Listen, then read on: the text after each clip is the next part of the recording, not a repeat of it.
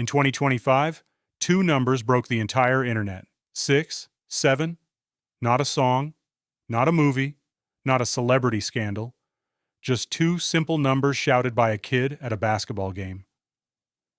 And somehow the whole world stopped and listened. This is the complete story of 6-7, where it came from, how it spread, why it matters, and what it tells us about the generation that is about to take over. Philadelphia, Pennsylvania, 2024. One of the hardest cities in America, a place that produced some of the most authentic voices in hip-hop history. A young rapper named Skrilla is working on his music. No major label, no big budget, no famous friends. Just his city, his sound, and his hunger to make something real. He drops a drill track called Doot Doot. It is aggressive, it is raw, it sounds exactly like Philadelphia. And somewhere in the middle of the song, he says it's 6-7. Nobody really knows what he means. Some people think it is a street reference to 67th Street in Philly. Some think it means something else entirely. Skrilla himself never fully explained it. And that mystery, that gap in meaning, is exactly what made it powerful. The song gets some plays, gets shared around certain circles, but at this point it is still just an underground track. The world is not ready for it yet. Sports and internet culture have always been connected, but in 2024 and 2025, that connection became something else entirely. LaMelo Ball is playing for the Charlotte Hornets. He is 6 feet 7 inches tall, and he plays basketball like nobody else on the planet. Creative, unpredictable, born for the highlight reel. Someone, nobody knows exactly who, makes an edit. They take LaMelo's most insane moments and put Skrilla's song underneath. LaMelo hits an impossible shot, 6-7 plays. LaMelo makes a no-look pass nobody saw coming. 6-7 plays. LaMelo does something that makes the entire arena go silent. 6-7.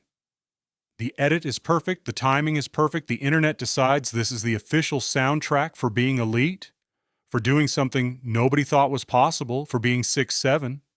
The video spreads across basketball Twitter, then Instagram, then into general sports culture. Suddenly, everyone who loves basketball knows the phrase, but it is still a sports thing, still contained. The real explosion is still coming. Around this same time, a basketball organization called Overtime Elite is producing content that teenagers actually want to watch. Young players, real competition, high production value.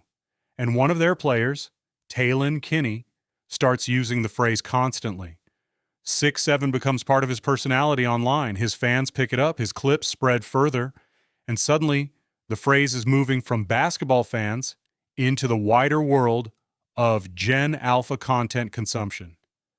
This is how internet trends actually work. They do not explode in one single moment. They build slowly in specific communities until they reach a critical mass, and then they are everywhere at once. 6-7 was building for months, getting ready for the moment that would send it truly global. March 2025, a youth basketball game somewhere in America. Normal gym, normal crowd. Kids playing hard, parents watching, coaches coaching. But in the stands, there's a boy named Maverick Trevelyan. And when the camera finds him, the entire trajectory of internet culture shifts. He looks directly into the lens. No hesitation, no self-consciousness. He raises his hands in a gesture that is impossible to describe precisely, kind of like he is weighing something in both palms, and he screams it with everything he has. 6, 7. The clip is maybe 5 seconds long, maybe less, but it contains more pure energy than most things you will see all year. It gets posted, someone shares it, then someone else. Then a page with 1 million followers picks it up, then another, then another. Within 48 hours, Maverick Trevelyan is famous. He gets a name, the 6-7 kid. And the phrase he screamed in that gym is now playing on phones in countries he has never visited.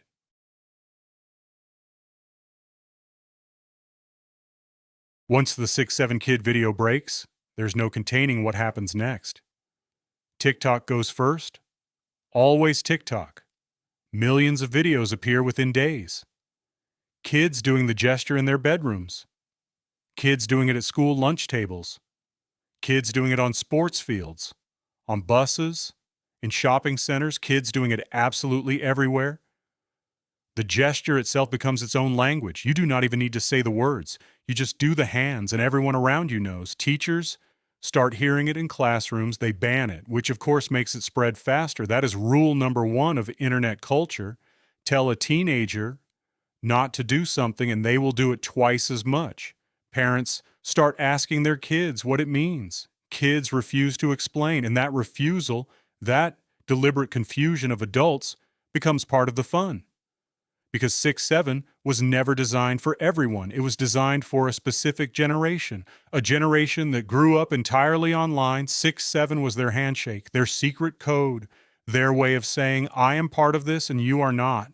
Hey, if you are enjoying this video so far, make sure you subscribe to The Phenomenon. We break down the viral moments and cultural movements that define our generation every single week. Hit subscribe and the notification bell so you never miss an episode. Now back to the story of 6-7. Here's something that always happens with generational internet culture. The moment adults discover it, the kids start leaving. News articles appear, trying to explain 6-7. Serious journalists write think pieces about what it means for society. Parents make reaction videos with genuine confusion. Morning shows discuss it. Late-night hosts joke about it. And with each adult attempt to understand the phrase, loses a little bit of its original power. Because the power was never in the meaning. The power was in the belonging. The power was in the fact that adults did not get it.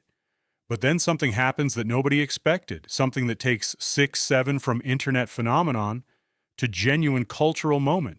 The British Prime Minister gets involved. Keir Starmer is visiting a school. He's sitting with children, trying to seem relatable. A girl notices that their book is open to pages 6 and 7. She mentions it. The room reacts, and Starmer, in a moment of pure political miscalculation, does the gesture. The internet response is immediate and merciless. The Prime Minister of the United Kingdom just did the 6-7 gesture on camera. Kids everywhere see it and feel the same thing. It is over.